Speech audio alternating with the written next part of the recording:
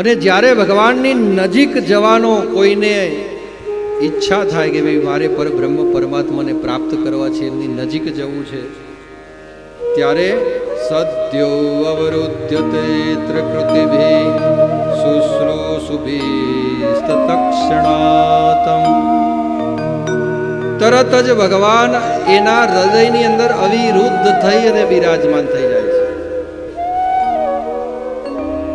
અવિરુદ્ધ થઈને બિરાજમાન થવું એટલે તમે બહાર કાઢવા જાઓ તો એ ભગવાન જાય નહીં.